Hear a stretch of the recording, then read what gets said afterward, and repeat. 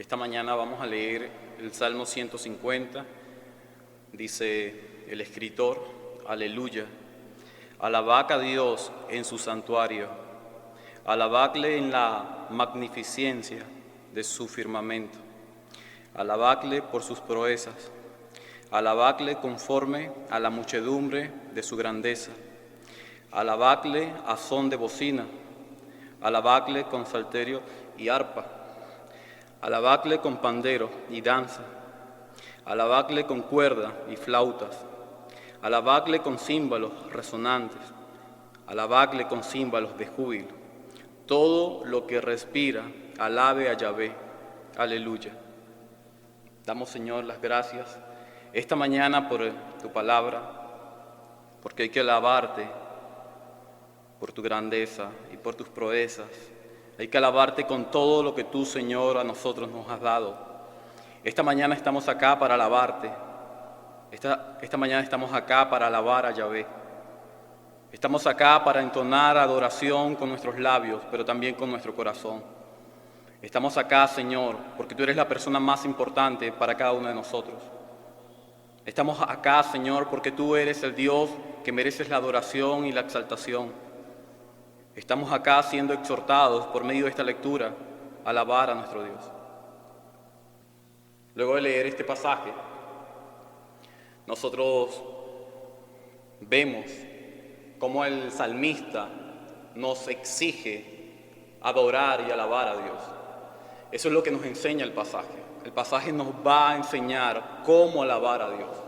Y es increíble que los imperativos que el pasaje tiene son muchos más que los versículos que el capítulo contiene. Así que nada más entender que este salmo está dirigido a la alabanza a Dios, esto debe llevar a que nuestro comportamiento como personas, como creyentes, como individuos, exalten a Dios.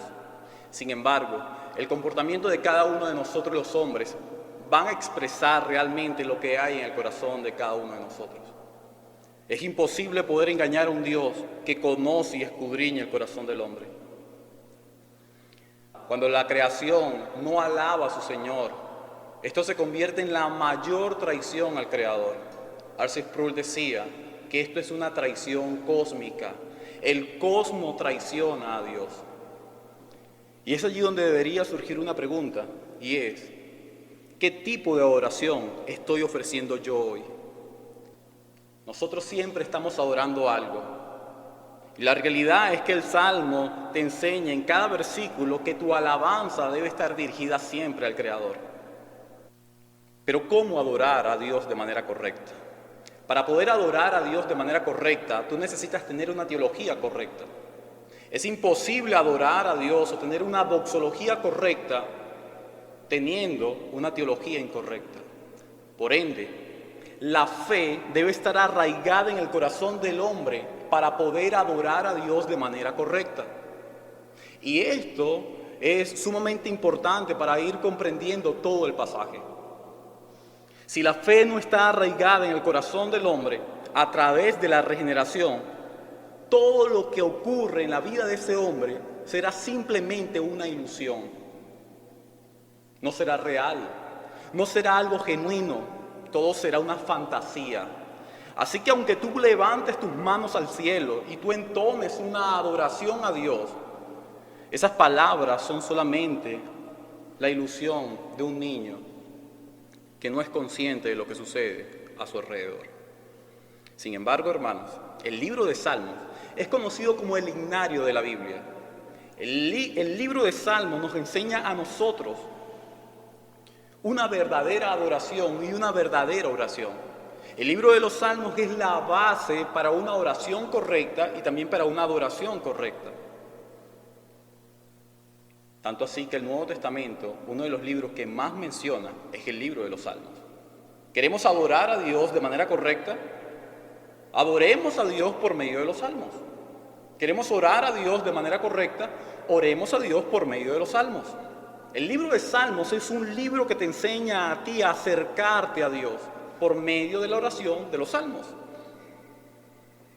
El libro de Salmos nos enseña, hermanos, una devoción y una adoración al Creador. Eso es lo que nos enseña el libro de los Salmos. Y hoy estamos culminando nuestro libro de Salmos. Estamos culminando el estudio de los Salmos. Charles Spurgeon decía con respecto al Salmo 150 lo siguiente: hemos llegado a la última cumbre de esta cordillera, de los Salmos. Esta se eleva a gran altura del claro azul del cielo y sus laderas están bañadas por la luz del sol del mundo eterno de la adoración. Fin de la cita. Vamos a ver este salmo en 4 partes. La primera parte es ¿dónde alabar a Dios? Lo segundo que te enseña es ¿por qué alabar a Dios? Lo tercero es ¿cómo alabar a Dios? Y lo cuarto, ¿quiénes deben alabar a Dios?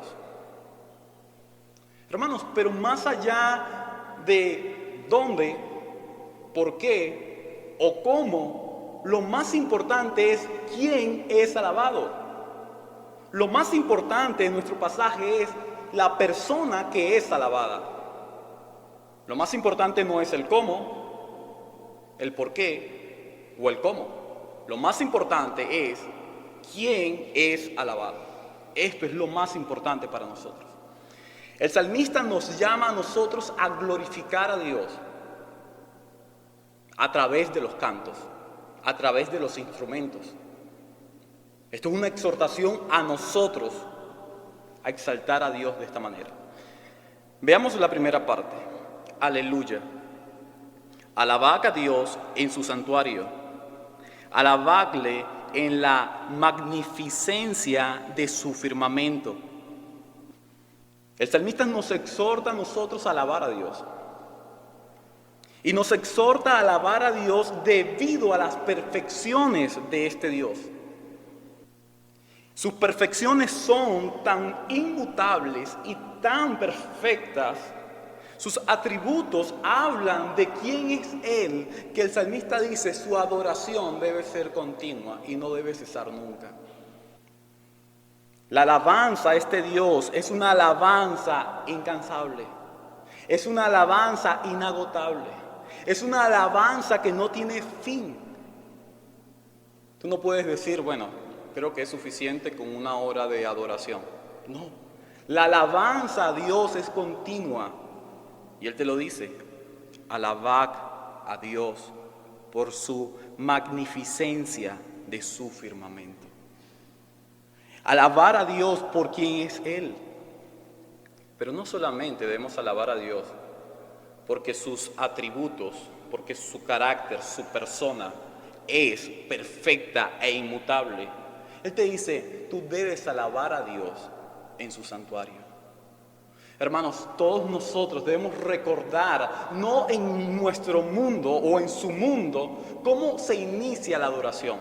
Para poder introducirnos en la adoración a Dios, hay que introducirnos al cielo, donde nuestro gran Dios es alabado por sus criaturas.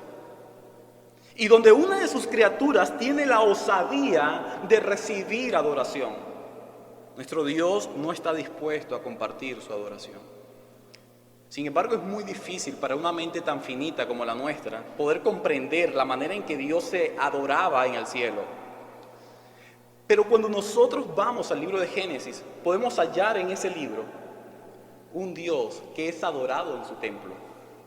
El Edén era el templo de Dios, donde sus criaturas alababan al Señor. Así que cuando nosotros escuchamos acerca del santuario, nosotros debemos entender que un santuario es un lugar donde Dios coloca su presencia para ser alabado. Dios no solamente coloca su presencia en los cielos para que los ángeles le adoren.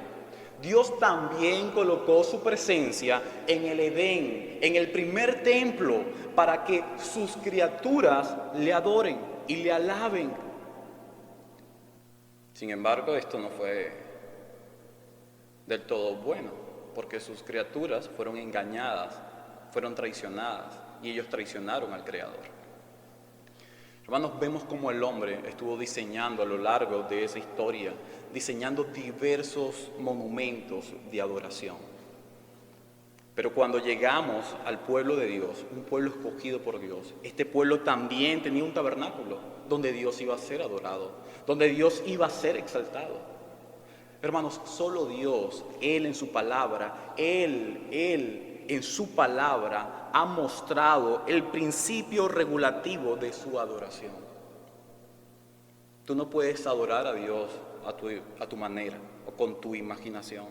Tú debes adorar a Dios como Él lo ha estipulado en su palabra.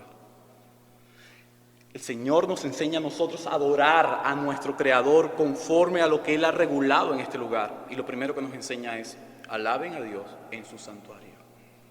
Pero hoy no tenemos el tabernáculo, ese tabernáculo que fácilmente se colocaba en el desierto y luego se retiraba para seguir caminando hasta la tierra prometida. David tenía el anhelo de construir una casa al Señor para que este Dios fuese alabado. Pero su hijo Salomón, él tiene la oportunidad de construir un gran templo para que Dios sea alabado. Pero ese templo fue destruido. Sin embargo, luego fue reconstruido ese templo. Nuestro Dios seguía siendo alabado por el pueblo en ese lugar. Si te das cuenta, el pueblo que Dios había elegido para que le adorara a Él en su templo era un pueblo que le pertenecía a Él. La adoración no debe ser, hermanos, una adoración pagana, una adoración filistea, una adoración del mundo, ni tampoco el templo del mundo. Pero de repente conseguimos nosotros a un gran Dios. Y es allí donde nosotros podemos decir que el Antiguo Testamento era una sombra de la realidad del Nuevo Testamento. Y es que el Nuevo Testamento presenta a Cristo de una forma muy clara. Y este mismo Cristo, este mismo Dios, nos enseña a nosotros de que Él era el templo. El libro de Hebreos nos dice, capítulo 8 y capítulo 9, que Él es el templo celestial, el templo verdadero. La historia del Antiguo Testamento no fue un accidente para Dios. La historia del Antiguo Testamento, esto fue un diseño que Dios había realizado para mostrar el tipo de la historia de lo verdadero. Su verdadero pueblo, su verdadero templo, el verdadero sacerdote, la verdadera adoración. Esto era lo que Dios había diseñado con la historia del Antiguo Testamento. Así que Cristo es nuestro verdadero templo. Él, observando aquel gran edificio, dijo: bueno, destrúyanlo y al tercer día lo voy a levantar. Y todos creían que se refería a ese edificio. Pero la realidad es que Jesús hacía énfasis en su cuerpo. Nosotros podemos ver, hermanos, que de la misma forma como el templo de Salomón fue destruido, también Cristo fue destruido. Nuestro gran Dios, ese templo perfecto y único, celestial, eterno, fue destruido en la cruz. Pero fue destruido por breve tiempo, porque la verdad es que fue levantado, fue reedificado ese templo en su resurrección. Quizás nosotros podemos decir: ya nuestro gran Dios ha resucitado. Su obra salvadora marca el comienzo en la forma en que Dios se relaciona con su pueblo. La historia del templo no solamente queda en la vida de Jesús, del Jesús resucitado. De repente te das cuenta que cada uno de nosotros somos templo de Dios. Y Pablo lo dijo a los corintios: si alguno destruye el templo de Dios, Dios le destruirá a él. Te das cuenta que cada criatura en el mundo de Dios es el templo de Dios. Pero cada templo destruido por la codicia, por la mentira, por el engaño, por la pasión, por la orgía, cada templo que exhibe la pecaminosidad del hombre será destruido por Dios. Amados hermanos, cuando Pablo está diciendo estas palabras, no se refiere a la iglesia de Cristo. Si te das cuenta, la iglesia de Cristo es un templo que ha sido reedificado por Dios. Cada creyente verdadero que tiene una fe arraigada en Cristo es un templo nuevo. Pero es un templo que está en reconstrucción.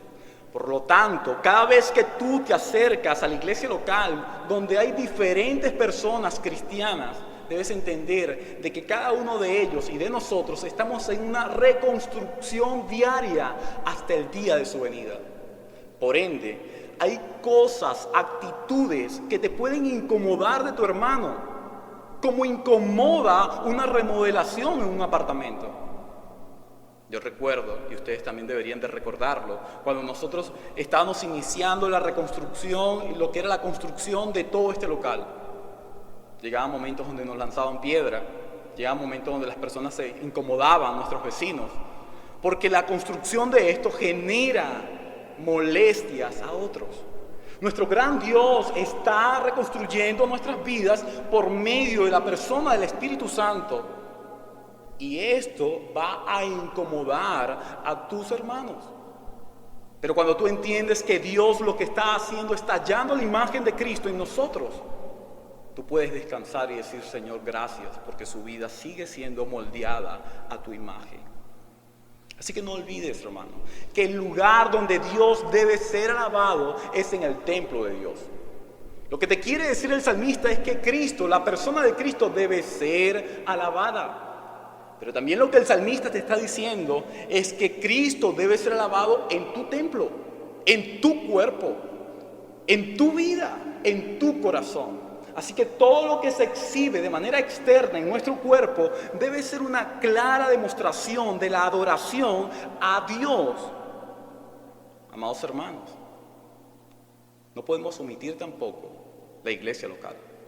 La iglesia local, sin duda alguna, también es el templo de Dios.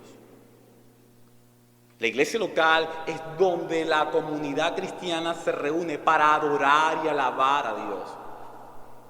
Tú no puedes decir de que vas a adorar a Dios en tu casa porque tú eres templo de Dios. Porque debes recordar que el autor de Hebreos nos enseña a nosotros que como una comunidad cristiana, nosotros hemos sido creados para adorar en comunidad. Nosotros somos creados para estar juntos. ¿Por qué crees que cuando una persona comete un delito, llegan y lo aíslan de la sociedad? Porque la persona no está acostumbrada, hermanos, a vivir aislado. ¿Por qué crees que cuando un preso, un reo, crea conflictos dentro de la cárcel, lo llevan entonces a una tumba? ¿A un lugar más aislado del que ya está? ¿Por días? Porque el hombre sabe que la manera de poder trastornar su vida es dejándolo aislado de todo. Esto puede ocurrir en la familia, esto puede ocurrir en una sociedad, esto puede ocurrir en la política, como está sucediendo actualmente. Cuando un hombre es aislado del poder, cuando un hombre es aislado de lo que él cree que es, el hombre se siente desesperado. Eso ocurre en la iglesia local, eso ocurre en nuestra vida como personas, eso ocurre muchas veces con todos los hombres. ¿Qué nos enseña la primera parte de dónde alabar a Dios? 3 cosas que nos enseña. Lo primero es, alabemos a Dios en la iglesia local. El salmista nos enseña a alabar a Dios en nuestra iglesia local. Lo segundo, alabar a Dios con nuestro cuerpo. Alaba a Dios con tu templo, tu cuerpo. Exhibe una adoración a Dios con tu cuerpo. Que las personas que te conocen vean de que tú estás adorando a Dios. No importa que los demás no estén adorando a Dios. Tu cuerpo. No se trata del cuerpo de Cristo, se trata de tu cuerpo individual. Mientras la primera resolución abarca el cuerpo de Cristo en comunidad, la segunda resolución abarca nada más la alabanza de manera individual. Tiene que ver con la persona. Tercera resolución y última, recuerda que el problema de la alabanza siempre va a estar en nuestro corazón. Si no adoras a Dios, vas a adorar a un ser creado. Pasemos a la segunda parte de nuestro salmo y es, ¿por qué alabar a Dios? Alabadle por sus proezas, alabadle conforme a la muchedumbre de su grandeza. Ahora el salmista nos dice y nos explica por qué debemos alabar a Dios. Hermanos, desde que el hombre fue desterrado de ese primer templo, su adoración fue totalmente desviada hasta que Dios lo salvó por gracia. 2 razones para alabar a Dios. En primer lugar, sus proezas. Esto es una palabra que quizás es un poco antigua, pero tiene que ver la palabra proezas con hazañas. Las hazañas que un rey hace. Tiene que ver con las hazañas que un militar realiza en la batalla. Amados hermanos, nuestro gran Dios es un Dios de batalla. Nuestro gran Dios debe ser alabado por sus obras. Cuando hablamos de sus proezas, estamos hablando lo que Él ha hecho. ¿Qué ha hecho Dios? Su mundo, su creación. Porque una criatura, un bebé, esté siendo formado 9 meses en el vientre de una mujer, Dios debe ser alabado por eso. Porque hombres traten de forjar el carácter de Cristo en otros por medio de la predicación, Dios debe ser alabado por eso. Cuando hablamos de obras, estamos hablando de los hechos de Dios, por medio de la predicación, por medio de la adoración, por medio de la creación, como ya lo hemos mencionado. Pero también hay una obra que es sumamente importante y creo que es la obra más extraordinaria que el hombre ha experimentado acá. Y tiene que ver con la persona y con la obra de Cristo.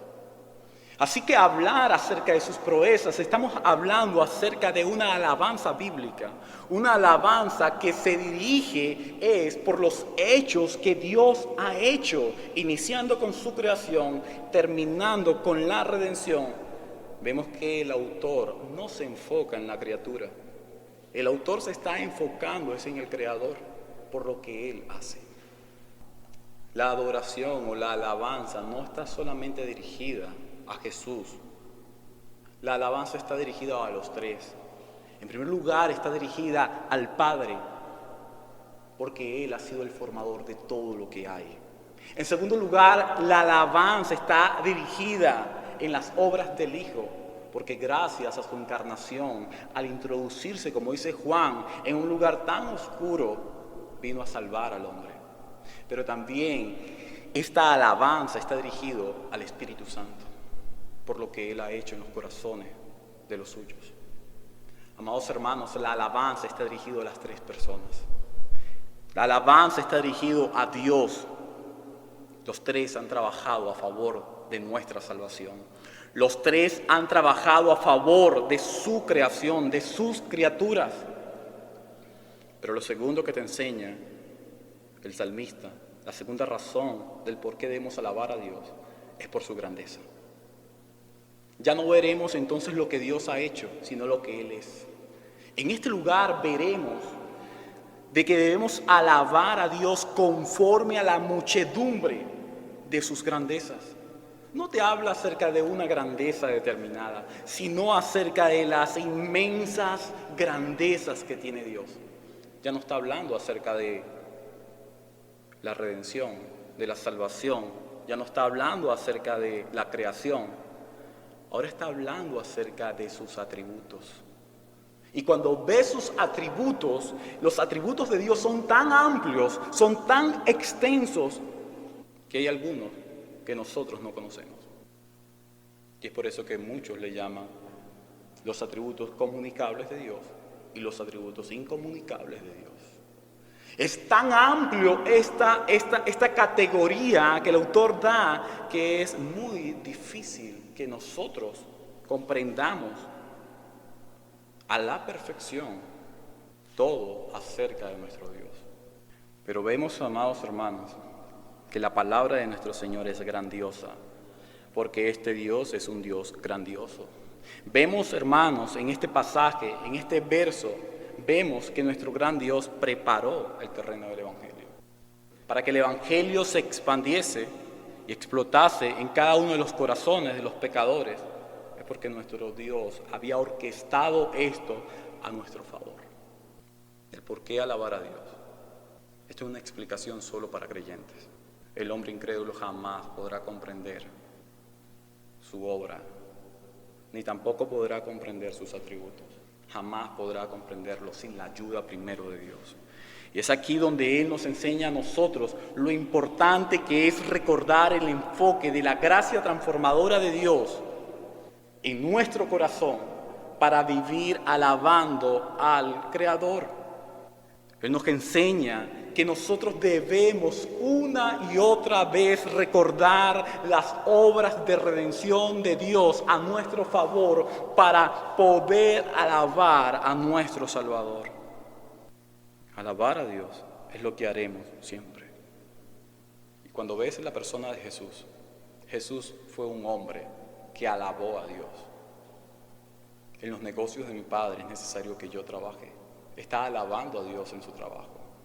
Jesús es un hombre que llega y sana en el día de reposo, porque para él lo primero es su Dios.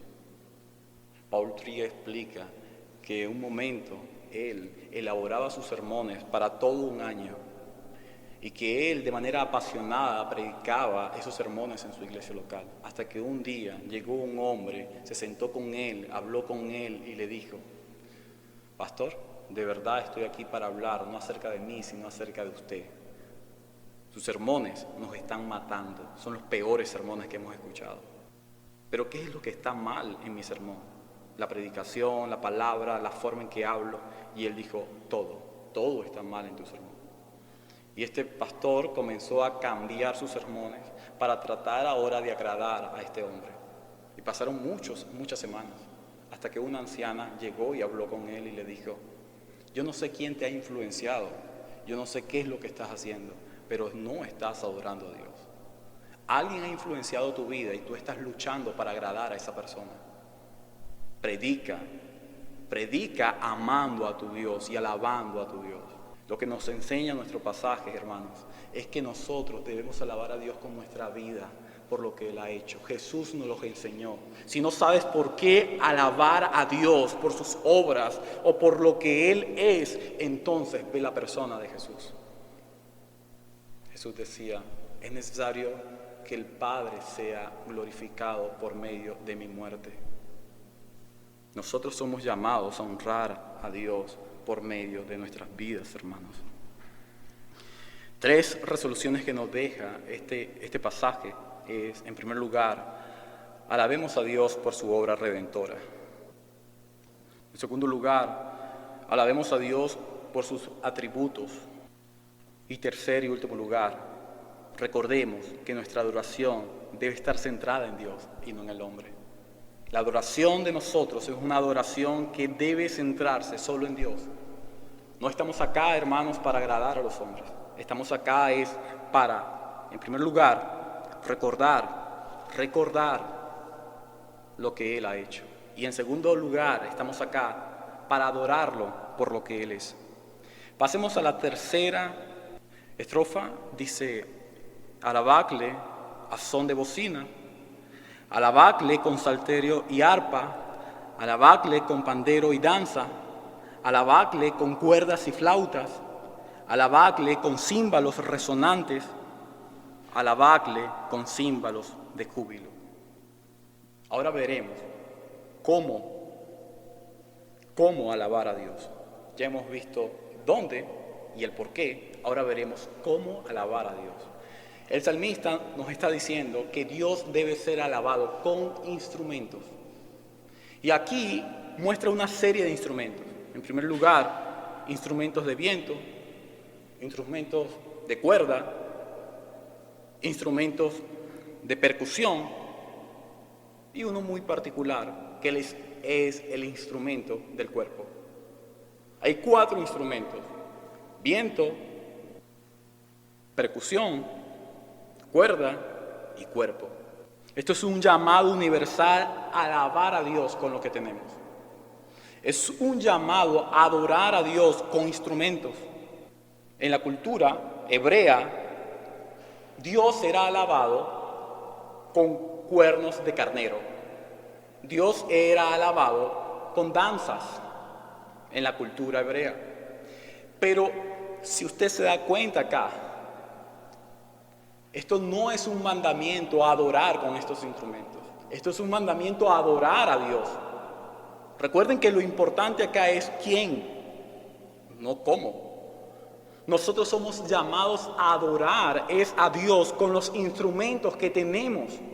Si te acercas a Crónica dice de que David, él elaboraba, fabricaba instrumentos para adorar a Dios. Cuando nosotros hablamos acerca de esta clase de instrumentos, nosotros debemos recordar que estos instrumentos simplemente van a emitir un sonido, pero no van a declarar una palabra. Tú no puedes proclamar el Evangelio de Cristo con instrumento.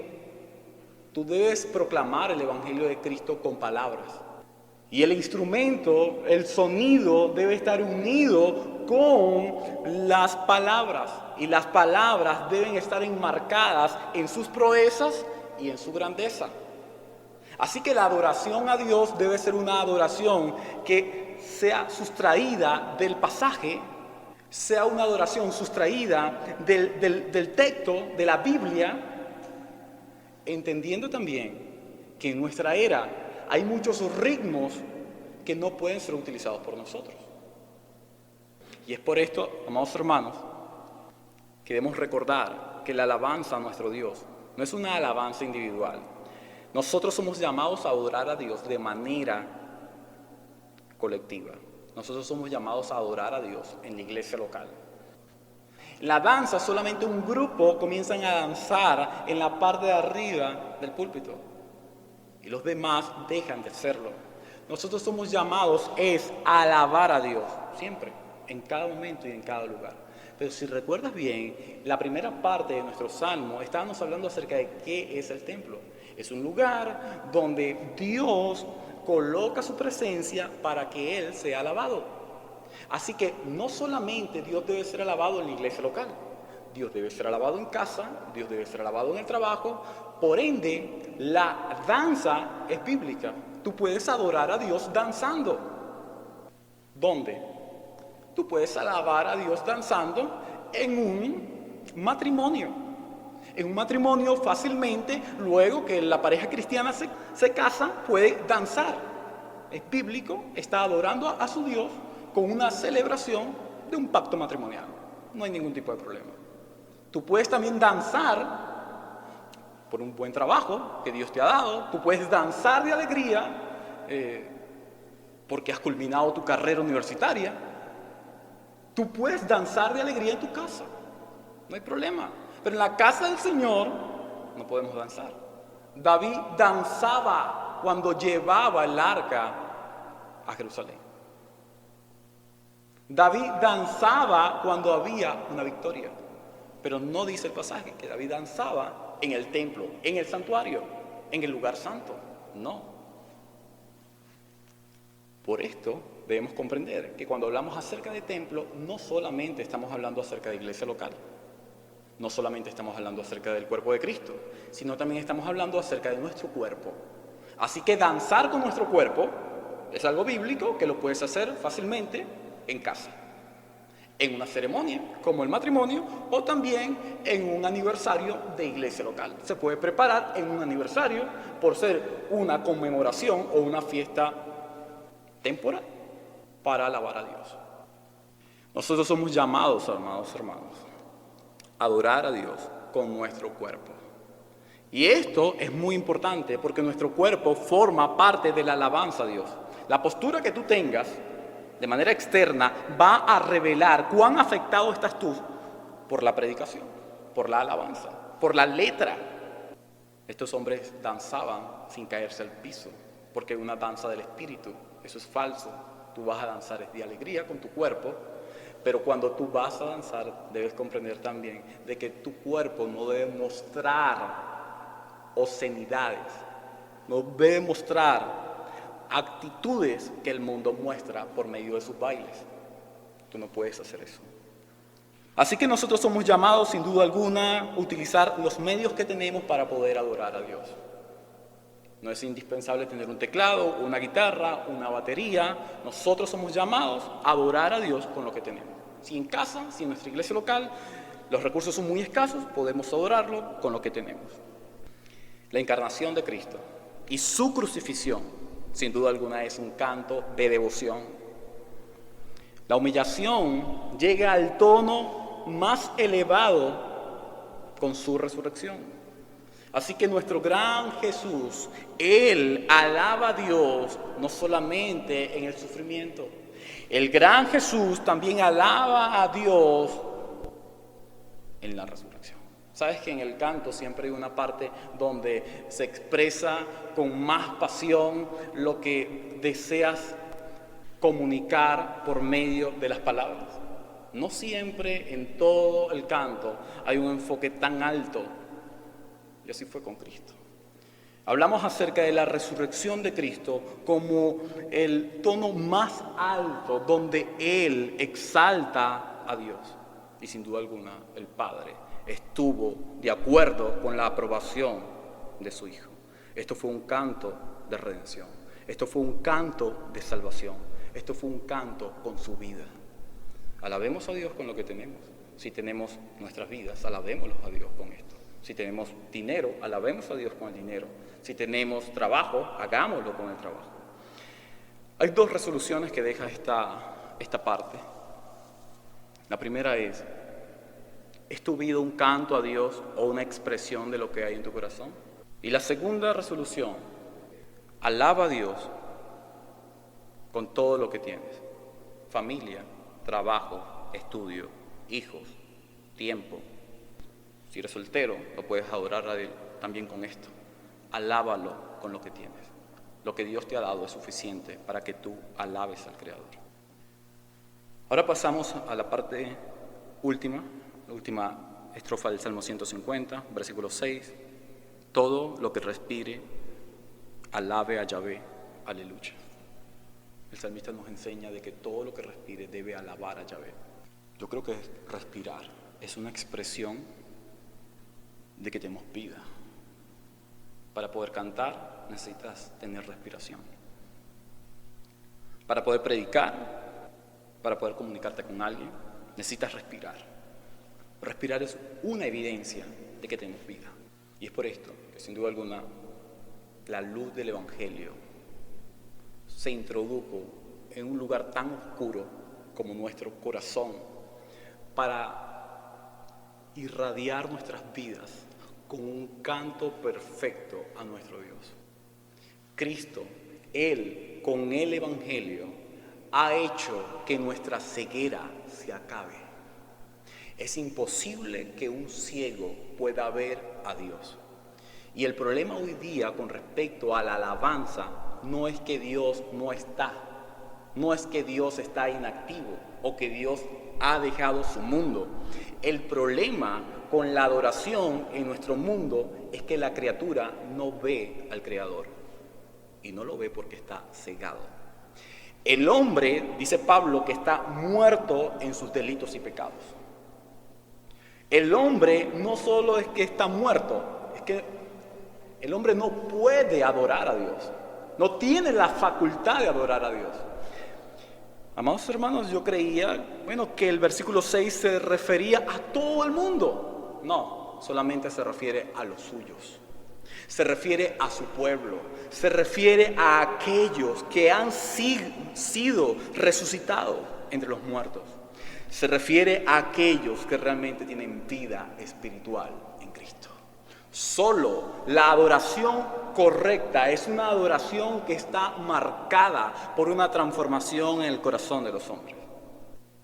Pero ¿por qué tantos hombres pueden asistir a una iglesia local y alabar a Dios durante tanto tiempo? Sencillo, porque la iglesia local impide que el hombre revele realmente la intención de su corazón. A veces tenemos una iglesia local donde muchas personas están asistiendo y no están adorando a Dios, pero ¿por qué siguen asistiendo? Porque su iglesia local los refrena. En otras ocasiones se trata acerca de la familia, una familia cristiana, donde sus hijos no son cristianos, pero resulta que debido a la actitud y vida que llevan sus padres, el corazón de sus hijos se encuentra refrenado.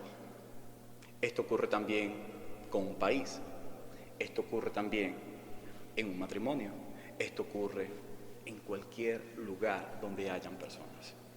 Y es por esto que cuando tú dejas de refrenar en una iglesia local con la predicación del Evangelio a las personas, ellos van a hacer lo que quieren.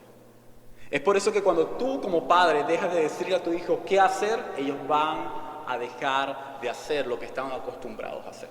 ¿Por qué? Porque va revelando la verdadera intención de sus corazones. Y es aquí donde nos damos cuenta que los enemigos de Dios no adoran al Creador. Amados hermanos, ¿dice el pasaje que los filisteos adoraban a Dios? No. ¿Los amorreos adoraban a Dios? No lo hacían. Solo el pueblo de Dios adoraba a Dios. Y es aquí donde tú no puedes tratar de introducir de manera arbitraria a toda la creación en esta adoración. No lo puedes hacer. Solo aquellos que respiran una vida espiritual pueden ellos entonar una alabanza a Yahvé. Y es que nuestro salmo comienza con un aleluya y termina también con un aleluya. Y aleluya significa alabanza a Yahvé. Y Yahvé tiene que ver con un Dios personal que se ha relacionado con su criatura. Así que el salmista está diciendo, aleluya, alabemos a Yahvé, al Dios personal que se ha comunicado con nosotros. No todos los hombres tienen esta oportunidad de hacerlo. Yo no sé qué estás adorando hoy, pero es muy probable que estés adorando cualquier otra cosa que no sea Dios. Recuerda que adorar a un falso Dios es un gran tropiezo para tu vida, es una destrucción para tu vida. Juan dice, hijitos, guardaos de los ídolos. Amados hermanos, un ídolo puede ser las finanzas, un ídolo puede ser la comida en tu casa, un ídolo puede ser tus hijos, un ídolo puede ser tu tiempo, tu trabajo. Un ídolo es todo aquello que le quita el tiempo a Dios. Pregúntate, ¿en qué yo he estado invirtiendo mi tiempo esta semana? ¿A qué le dediqué yo mayor tiempo esta semana? Ese es tu ídolo. Descubre no el campeón que hay en ti, sino descubre el ídolo que hay en ti. Quizás no sea uno, sino muchos. Y es allí donde tú mismo, como criatura, debes examinar tu vida. Jamás podrás alabar a Yahvé si no comienzas a destruir y a derribar los ídolos que hay en tu corazón. Es imposible poder adorar a este Creador de la manera como el salmista lo expresa, sin antes comenzar a destruir todas aquellas cosas que hay en nuestro corazón. Vemos a nuestro gran Dios en un pasaje como este, no solamente como un Dios que es el templo. Vemos a nuestro gran Dios no solamente en las obras de redención. Vemos a nuestro gran Dios no solamente por medio de sus grandes atributos, por medio de nuestros cuerpos que ha dado Él a su imagen y a su semejanza.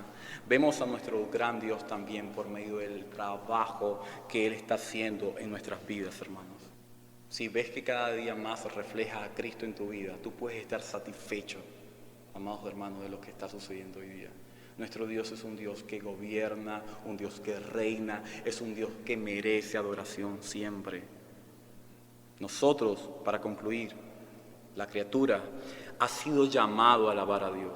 Esta alabanza no es limitada. Esta alabanza no solamente se enfoca en la iglesia local, sino también en nuestro corazón, en nuestro templo. Recuérdalo siempre, si lo destruyes, Dios te destruye.